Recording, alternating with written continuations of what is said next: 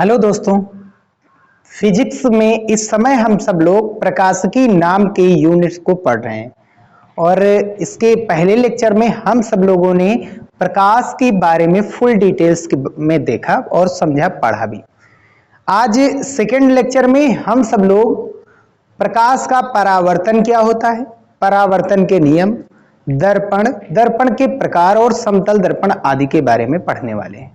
तो आप सभी बच्चों का हमारे अपने प्यारे से यूट्यूब चैनल आदर्श डिजिटल क्लासेस पर स्वागत है। तो मोस्ट इम्पॉर्टेंट है प्रकाश का परावर्तन। क्लास 10th में भी 12th में भी नियम भी पूछे जाते हैं। 12th में तो जो पढ़ेंगे वो तरंग सिद्धांत के द्वारा सिद्ध करेंगे इसके नियम को भी। चलिए हम शुरुआत करते हैं। तो प्रकाश का परावर्तन, रिफ्लेक्शन ऑफ लाइट। रिफ्लेक्शन का मतलब रिफ्लेक्ट हो जाना, यानी जो गया है वही वापस आ जाए।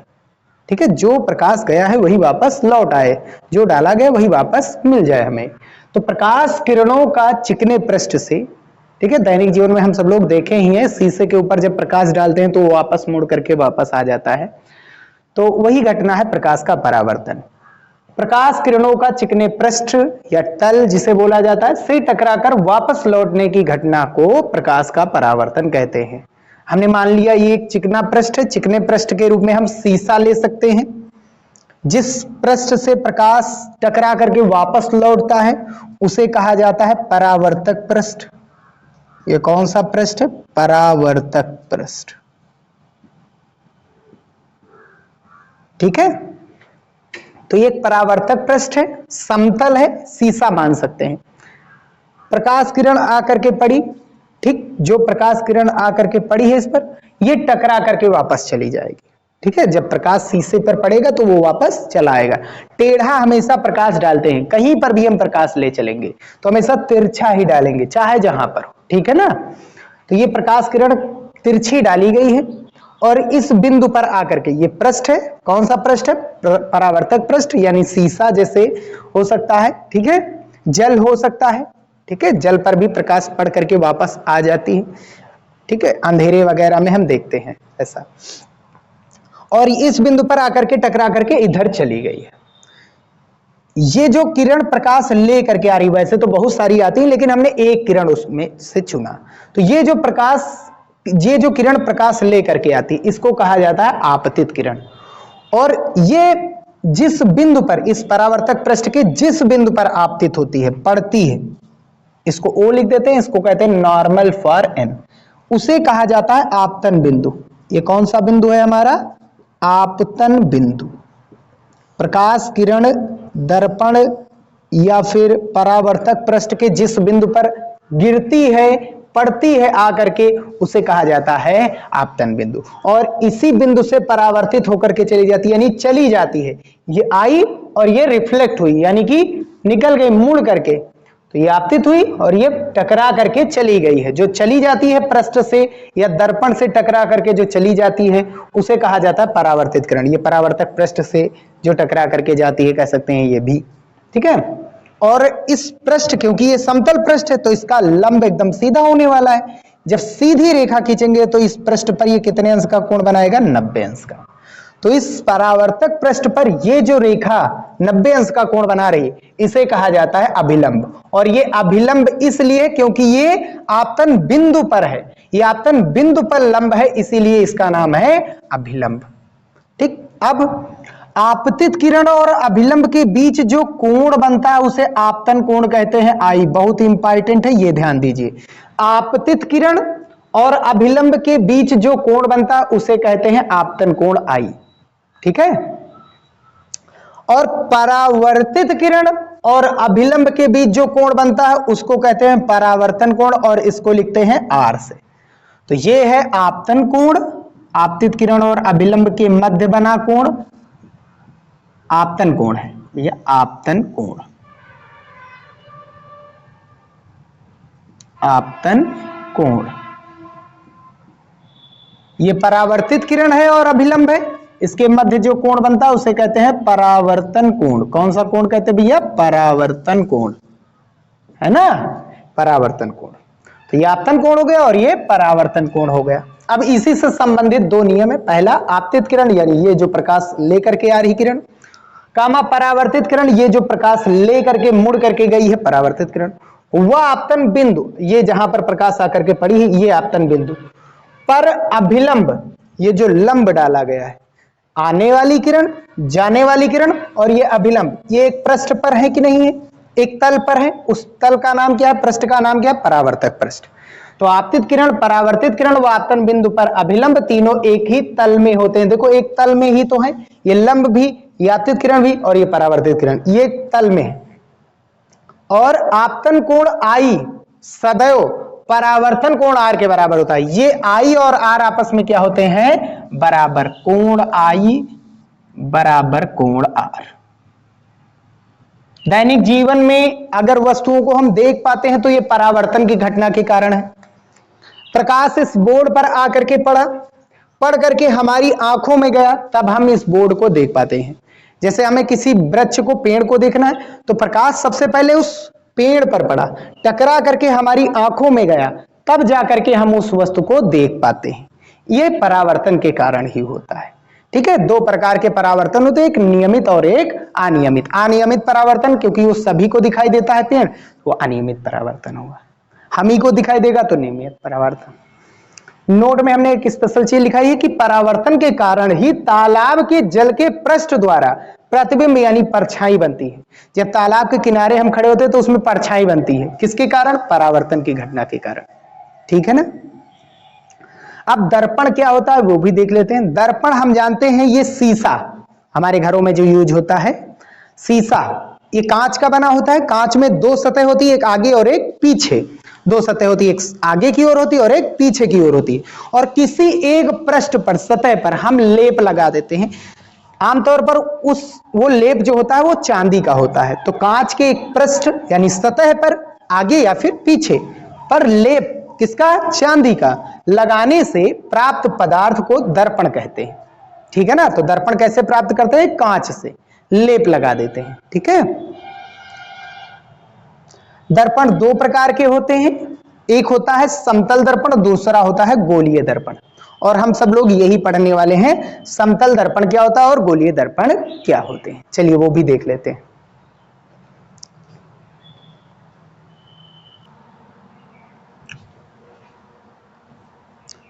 तो चलिए अब हम देखते हैं समतल दर्पण। तो दर्पण दो प्रकार के होते हैं, एक समतल होता है और दूसरा गोलीय होता है। तो समतल दर्पण क्या होता है, ऐसा दर्पण जिसका परावर्तक पृष्ठ समतल हो उसे समतल दर्पण कहते हैं। समझ सकते हैं। ये हमारा, यहां पर हम देख लेते हैं, प्रकाश एकदम समतल भाग पर पड़ रहा है, एकदम देख सकते हैं।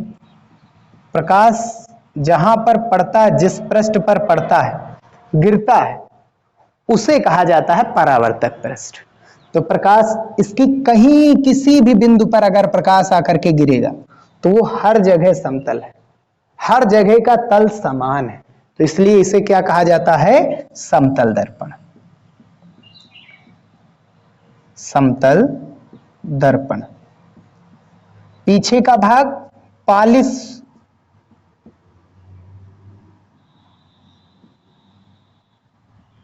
किया हुआ भाग, पालिश किया हुआ भाग पीछे की ओर, पालिश मतलब पेंट किया जाता है पीछे की ओर। और सामने की ओर क्या होता है, समतल पृष्ठ होता है और सामने की ओर वाला जो भाग होता है उसे परावर्तक पृष्ठ कहते हैं। पीछे पालिश हुआ भाग, आगे परावर्तक पृष्ठ, यस भाग। गोलीय दर्पण क्या होता है, वह दर्पण जिसका परावर्तक पृष्ठ गोलीय हो या वक्रीय हो उसे गोलीय दर्पण कहते हैं। ये दो प्रकार का होता है, एक होता है अवतल, जिस गोलीय दर्पण का परावर्तक पृष्ठ अंदर की ओर धंसा हो उसे अवतल दर्पण। और उत्तल दर्पण में क्या होता है, कॉन्वेक्स मिरर, जिस गोलीय दर्पण का परावर्तक पृष्ठ बाहर की ओर उभरा हो, उभरा है यानी उत्तल दर्पण, धंसा है तो अवतल दर्पण। ठीक है। तो अंदर की ओर धंसा हो, यहां से देख सकते हैं, पालिश किया हुआ भाग बाहर है और ये है पालिश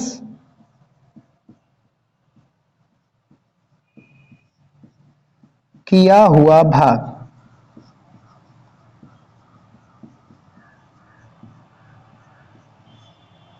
इसमें प्रकाश धंसे हुए तल पर पड़ता है। धंसे हुए तल पर, यह कौन सा तल है? परावर्तक पृष्ठ। परावर्तक पृष्ठ, चिकना पृष्ठ जहां पर प्रकाश गिरता है। या तो क्या होगा, ये वक्र है, ये सीधी रेखा है तो समतल हो गया, ये टेढ़ी रेखा है तो ये क्या हो गया, वक्रीय हो गया। उत्तल दर्पण में क्या होता है, उभरा हो, यानी पालिश किया हुआ भाग अंदर की ओर हो। इसमें तल क्या है, उभरा है, पालिश किया हुआ भाग पीछे की ओर है, ये बीच में उभरा है। एग्जाम्पल का यूज क्या होता है, एग्जाम्पल इसके क्या होते हैं वो भी हम अभी देखेंगे। ठीक है, तो ये पालिश किया हुआ भाग,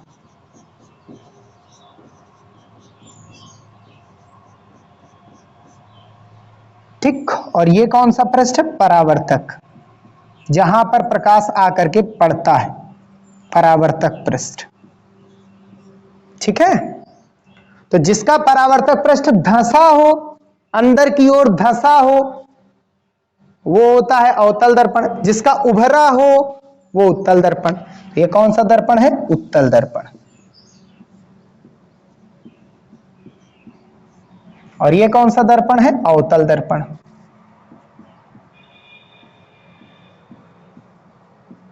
याद करने का तरीका क्या है, गोलीय दर्पण ये गोला होता है, खोखला गोला होता है एक। अगर हम इसे काटेंगे, खोखला गोला मतलब अंदर से पूरा खाली, प्लास्टिक की गेंद या फुटबॉल समझ सकते हैं। अगर हम इसे काटेंगे तो आगे की ओर ये देखो उभरा हुआ भाग मिला,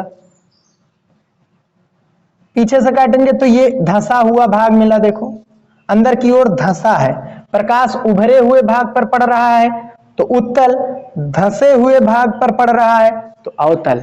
ऐसे होता है, ये गोले का ही भाग होता है, गोले से ही काट करके निकाला जाता है। प्लास्टिक की गेंद का अगर खंड करेंगे किनारे से तो वैसे, धंसा हुआ भाग है तो अवतल, उभरा हुआ भाग है बाहर से तो ये हुआ उत्तल दर्पण। ठीक है ना, तो अवतल दर्पण और उत्तल दर्पण के एग्जाम्पल्स। अवतल दर्पण का एग्जाम्पल क्या होता है, जो हेडलाइट होती है बाइक वगैरह की, हेडलाइट जो होती है मतलब उसमें यूज होता है, टॉर्च में यूज किया जाता है। इससे होता क्या है कि जो प्रकाश है वो एक ही जगह पर केंद्रित किया जाता है, जहां पर प्रकाश हमको फोकस जहां पर चाहिए। अगर हमको उजाले में फोकस चाहिए तो फोकस किसके कारण आता है, अवतल दर्पण, वो एक जगह पर केंद्रित करने का प्रयास करता है प्रकाश को।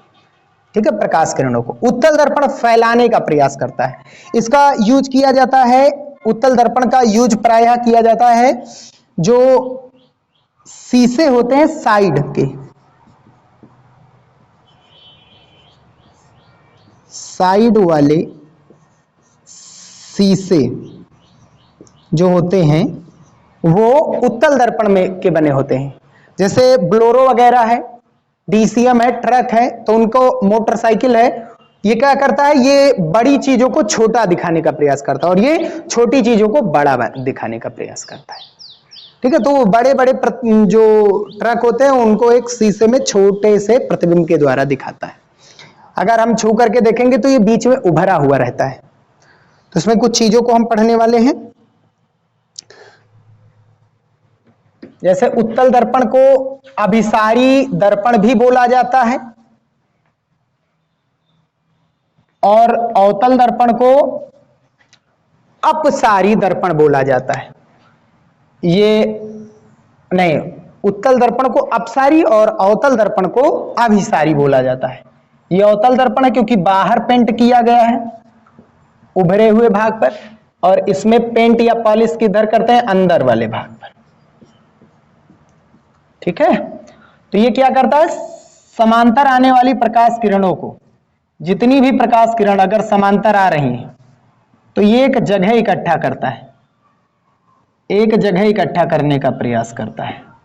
ऐसे एक बिंदु पर, ये बिंदु है, ठीक है। ऐसे प्रकाश किरण आ रही है और ये इनको एक जगह पर इकट्ठा करता है, ये ऐसे टकरा करके गई हैं। तो इसलिए क्या करता है, ये अभिसरित करता है, प्रकाश को अभिसरित करता है, इसीलिए इसका नाम है अभिसारी दर्पण। किसका? अवतल दर्पण को। अवतल दर्पण को अभिसारी दर्पण क्यों कहते हैं? क्वेश्चन आता है तो क्योंकि अवतल दर्पण जो होता है वो प्रकाश किरणों को इकट्ठा कर लेता है, समांतर आने वाली प्रकाश किरणों को एक जगह ढकेलता है। देखो ऊपर वाला नीचे ढकेलेगा, नीचे वाला ऊपर की ओर ढकेलता है, तो एक जगह केंद्रित कर लेता है प्रकाश को, तो इसे अभिसारी दर्पण कहते हैं। और ये क्या करता है? फैलाने का प्रयास, ये दूर फैला देगा। समांतर आ रही है तो ये दूर फैला देगा, ठीक है, नीचे की ओर चली जाएगी प्रकाश किरण ऐसे। समांतर आने वाली प्रकाश किरणों को क्या कर देता है? ये फैला देता है। कौन? उत्तल दर्पण। इसीलिए इसका नाम है अपसारी दर्पण। ये फैलाने का प्रयास करता है, प्रकाश किरणों को दूर ढकेलता है, ठीक है। अपसारी दर्पण कौन सा है? उत्तल।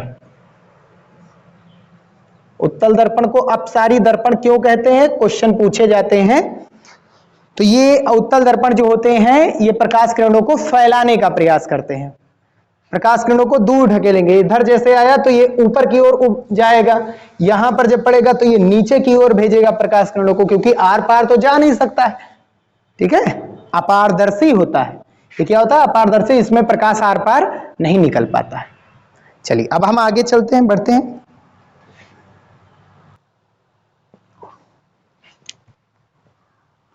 तो प्रकाश से संबंधित दो मुख्य परिभाषाएं अभी और बाकी हैं, जो कि है वस्तु तथा प्रतिबिंब, सॉरी माफ कीजिएगा, दर्पण से संबंधित। तो वस्तु किसे कहते हैं? वस्तु को बिंब के नाम से भी जाना जाता है, इंग्लिश में इसे ऑब्जेक्ट कहते हैं।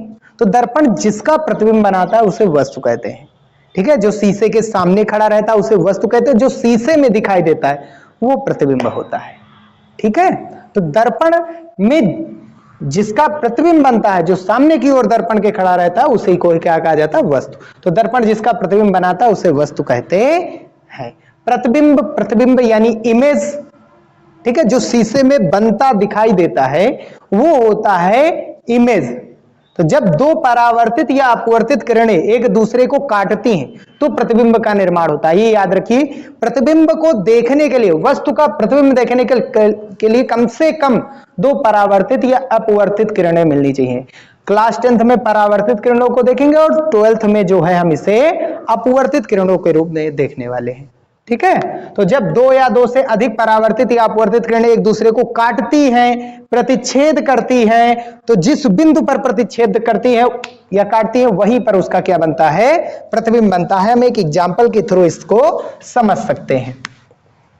तो अगर ये एक दर्पण है, ये मुख्य अक्ष है, ये बाहर की ओर पेंट किया हुआ है, अंदर की ओर धंसा है, तो इसका नाम क्या है? हम लोग जानते ही हैं, अवतल दर्पण। ये समांतर आ रही है प्रकाश किरण, ये फोकस से होकर के जाती है हमेशा, और यहाँ पर एक वक्रता केंद्र होता है। यहाँ पर वैसे क्लास 12th वाले अगर देख रहे हैं तो समझ जाएंगे, 10th वाले बस नेक्स्ट लेक्चर में ये चीज जरूर समझ जाइएगा आप लोग। अगर कोई प्रकाश किरण वक्रता केंद्र से होकर के जाती है तो वह उसी मार्ग में टकरा करके वापस लौट आती है। तो ये है आपतित, ये जा रही है परावर्तित, टकराने के बाद गई, ये आपतित हुई और ये टकरा करके चली गई, वापस गई, यही आपतित, यही परावर्तित। तो ये परावर्तित किरण है और ये टकरा करके जा रही परावर्तित किरण, ये दोनों एक दूसरे को काट रहे हैं। कहां पर काट रहे हैं? इस बिंदु पर काट रहे हैं। जिस बिंदु पर काटती हैं वहीं पर, उसी बिंदु पर क्या बनता है? प्रतिबिंब। किसका? वस्तु का। और इसकी मुख्य अक्ष से जो लंबाई होती है इसे प्रतिबिंब की लंबाई कहते हैं। तो इस कटान बिंदु पर प्रतिबिंब बनेगा और ये इसकी लंबाई होगी, ठीक है ना। तो प्रतिबिंब हमें दो प्रकार के देखने को मिलेंगे, एक होता है वास्तविक और दूसरा होता है आभासी प्रतिबिंब। वास्तविक प्रतिबिंब जब ये परावर्तित किरणें दर्पण के बाईं ओर मिले, यानी हमको दिखाई दे, मिल रही हो, वास्तव में मिले, ठीक है, तो उन्हें कहा जाता है वास्तविक प्रतिबिंब, जिन्हें पर्दे पर प्राप्त किया जाता है, ठीक है। वास्तविक प्रतिबिंब जब परावर्तित किरणें वास्तव में मिल रही हो, हमें दिखाई दे रहा है, ये दर्पण के सामने मिल रही हो, दर्पण के सामने मिल रही हो, तो वास्तविक प्रतिबिंब। जब परावर्तित किरणें मिलती हुई प्रतीत हो रही हो, मिलती हुई प्रतीत हो रही, यानी दर्पण के पीछे बन रही हो, मिल रही हो तो उसे कहा जाता है आभासी प्रतिबिंब। ये उत्तल दर्पण में सदैव आभासी प्रतिबिंब बनता है और आभासी प्रतिबिंब सदैव दर्पण के पीछे बनता है, वास्तविक प्रतिबिंब सदैव दर्पण के सामने बनता है और ये दर्पण के पीछे बनता है, तभी हम देख नहीं पाते। तो डॉटेड लाइन से नहीं हम मिलाते हैं परावर्तित किरणों को, तो प्रतीत होता है कि हाँ ऐसा यहां पर मिल सकती है किरणें, तब ये बनेगा। क्योंकि ये अभिसरित करता है, इकट्ठा करता है तो मिलेंगी, वो फैलाता है तो मिलेंगी कहां, उनको पीछे खींचना पड़ता है तब मिलती है। और वास्तविक प्रतिबिंब सदैव दर्पण के सामने बनता है, पर्दे पर प्राप्त किया जा सकता है और यह सदैव उल्टा होता है, यह भी याद रखिए। आभासी प्रतिबिंब पर्दे पर प्राप्त नहीं किया जा सकता है, सदैव दर्पण के पीछे बनता है और हमेशा सीधा बनता है, ये चीज याद रखिए। ठीक है, बाकी सभी चीजों के बारे में, दूरियां क्या होती, लंबाइयां क्या होती इनकी, वो हम आगे पढ़ने वाले हैं। जब अब हम देखने वाले हैं समतल दर्पण द्वारा प्रतिबिंब का बनना, चलिए वो देख लेते हैं, फिर इसके बाद हम नेक्स्ट वीडियो में गोलीय दर्पण द्वारा प्रतिबिंब के बनने की स्थितियां देखेंगे। ठीक है, चलिए शुरुआत करते हैं।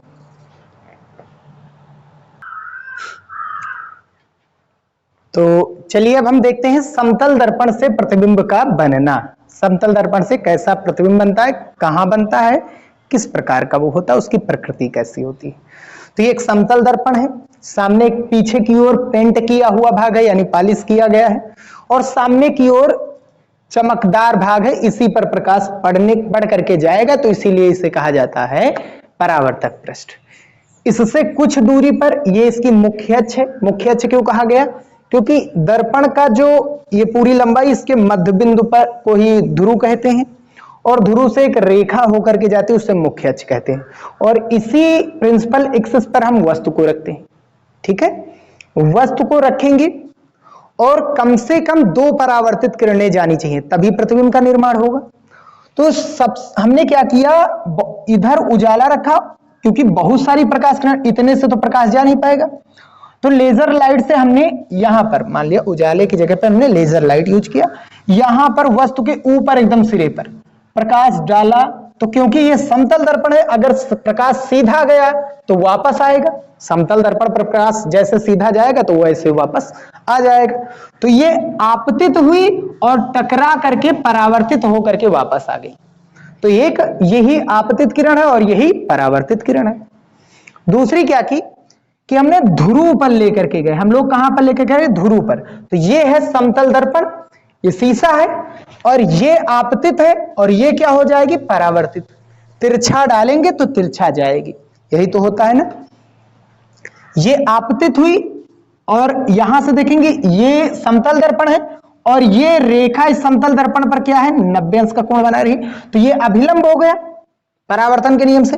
ये आ रही है प्रकाश किरण प्रकाश को लेकर के, तो आपतित किरण और अभिलंब के बीच में आई कोण बनता है। ये जा रही है प्रकाश किरण को लेकर के, तो ये अभिलंब है, ये दर्पण है, ये अभिलंब है, लंब है ना, अभिलंब है। और परावर्तित किरण और अभिलंब के बीच में कौन सा कोण बनता है, आर। आई और आर आपस में क्या होते हैं, बराबर। तो जितने कोण से ये ध्रुव पर आएगी उतने ही कोण से ये वापस यानी कि इधर नीचे की ओर मुड़ करके चली जाएगी। तो एक परावर्तित किरण ऊपर जा रही सीधे और एक नीचे जा रही, क्या ये कभी मिलेंगी, नहीं मिल सकती, तो इनको जबरदस्ती मिलाया जाएगा।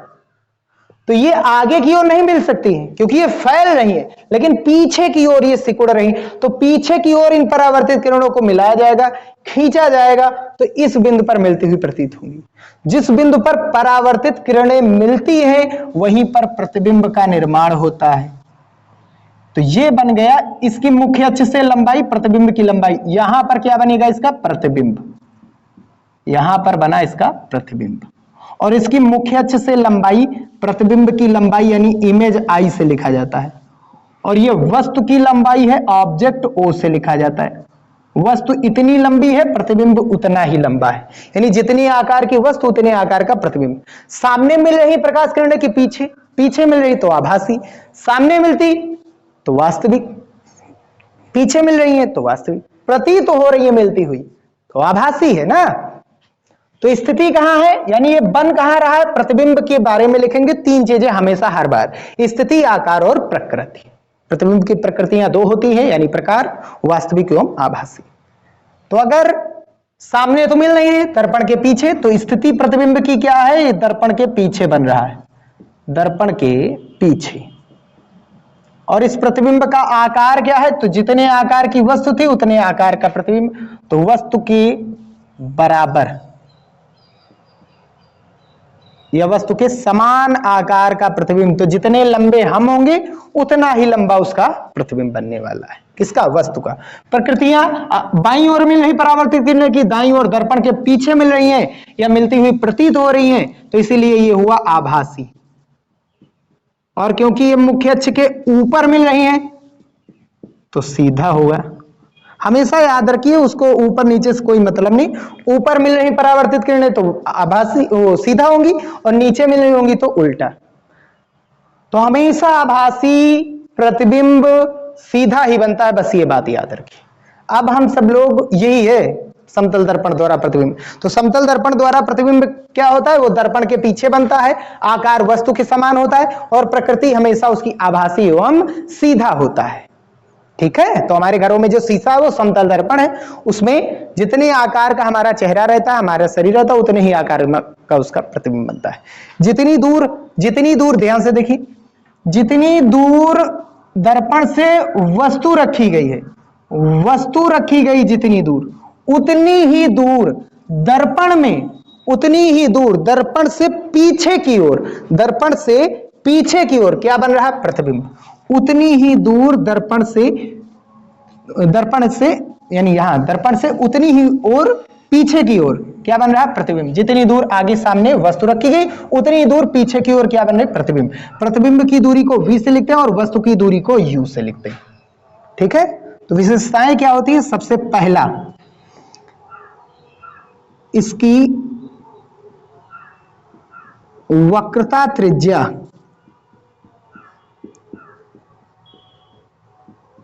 r अनंत होता है। इसके बारे में हम नेक्स्ट वीडियो में डिस्कस करेंगे। बस अभी ये याद रखिए, वक्रता त्रिज्या क्या होती है? त्रिज्या हमेशा किसकी होती है? गोले या वृत्त की। तो ये गोला तो है नहीं, ये तो समतल है, तो इसकी त्रिज्या तो हो नहीं पाएगी, तो इसकी त्रिज्या क्या होती है? अनंत होती है। दूसरा, अगर त्रिज्या अनंत हुई तो इसकी फोकस दूरी भी अनंत होगी। फोकस दूरी भी क्या होती है? इसकी अनंत होती है। फोकस दूरी को स्मॉल f से लिखते हैं, ये भी क्या होती है? अनंत, अनंत होती है। ठीक है, एक फार्मूला होता है f बराबर r/2 का। नेक्स्ट वीडियो में हम सब लोग पढ़ेंगे इसके बारे में, तो नेक्स्ट वीडियो जरूर देखिए। वैसे इसका जो है हम यहाँ पर लास्ट में पेज डाल देंगे, वही चीज विशेषताओं में हम लोग लिखेंगे। ठीक है, वही नोट्स पर लिख लीजिएगा आप लोग। ठीक है, बाकी ये सभी चीजें लिख लीजिएगा, विशेषताएं हम लास्ट में अभी डाल देंगे, वही देख करके लिख दीजिएगा नोट्स पर। तीसरा, वस्तु की लंबाई, वस्तु व प्रतिबिंब की लंबाइयां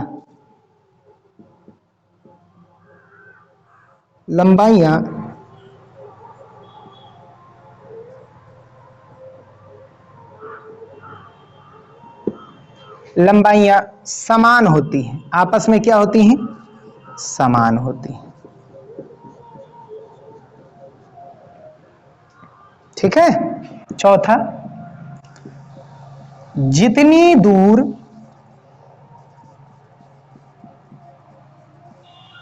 दूरी पर, आगे लिख देंगे दर्पण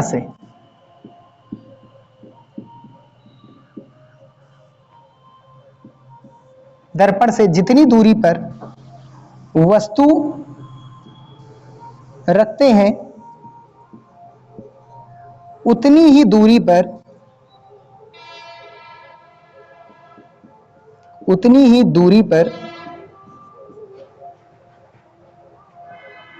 दर्पण से पीछे की ओर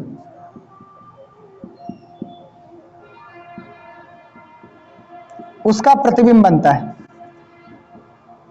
उसका प्रतिबिंब बनता है।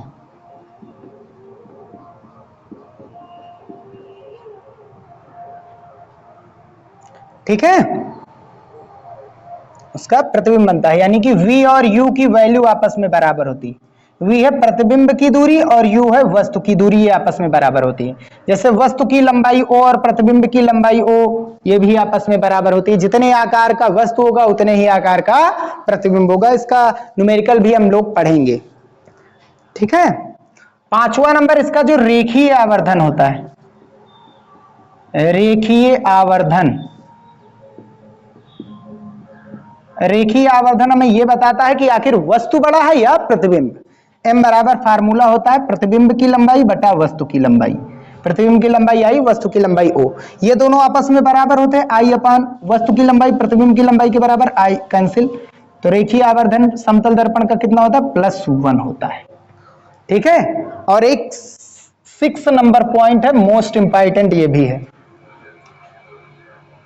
अगर व्यक्ति की ऊंचाई, किसी भी वस्तु की ऊंचाई या व्यक्ति की ऊंचाई मान लेते हैं, अगर किसी व्यक्ति की ऊंचाई जो है वो h है सेंटीमीटर मीटर, तो समतल दर्पण की लंबाई कितनी होनी चाहिए। उसको अपना पूरा प्रतिबिंब देखने के लिए समतल दर्पण की लंबाई कितनी होनी चाहिए, समतल दर्पण की लंबाई कितनी होनी चाहिए पूरा प्रतिबिंब देखने के लिए, h/2, ठीक है। अगर हम 10 फुट के हैं या मान लीजिए हम 100 फुट के हैं, कोई भी एक वस्तु 100 फुट की है, तो उसका पूरा प्रतिबिंब शीशे में आ जाए, उसके लिए शीशे की लंबाई कितनी होनी चाहिए, तो 50 होनी चाहिए, आधी होनी चाहिए, हमेशा याद रखिए। तो ये पॉइंट हम लास्ट में लिख देंगे, मतलब अपलोड कर देंगे पेज, वो वही सारे पॉइंट लिख लीजिएगा। यहां से वही पॉइंट लिखना, ये कैसे आया ये चीज हमने बता दिया है, ठीक है। बस यहीं पर ये लेक्चर समाप्त होता है। नेक्स्ट लेक्चर में हम सब लोग आगे के बारे में पढ़ेंगे। वीडियो पसंद आया हो तो उसे लाइक जरूर कीजिएगा। मिलते हैं नेक्स्ट वीडियो में।